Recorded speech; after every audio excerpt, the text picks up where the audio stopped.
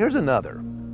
Anywhere you go, you see these strata lines of rock all around the world, especially like where a road might cut through a mountain or maybe along a mountain. You see these lines of rock, nice clean layers, one after the other. And in fact, you'll see different colors: gray, brown, yellow, and black. This one is in Utah, and this one is in Pennsylvania. Here you can see the nice, clean lines of rock all pushed up at a 45-degree angle, all the lines parallel to each other. These layered rock features are everywhere, all over the world.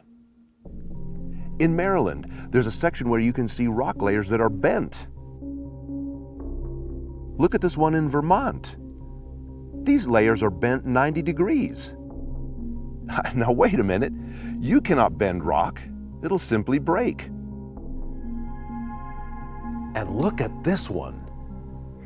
Here's another really interesting feature, also in Pennsylvania. Look at all those severely bent layers.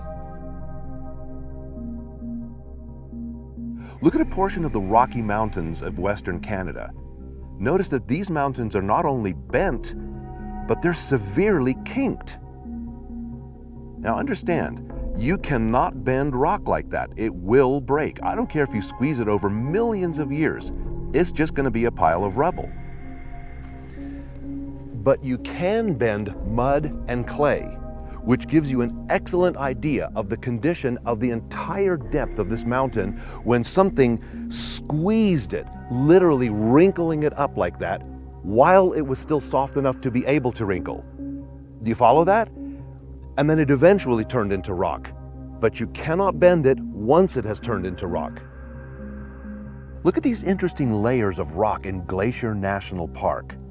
Look between the first two waterfalls. Each of these layers is roughly as tall as a human, and look what they're doing. These layers are not just bent or kinked. These layers literally bend back over on top of themselves, like an S pattern. How could that have happened over vast amounts of time?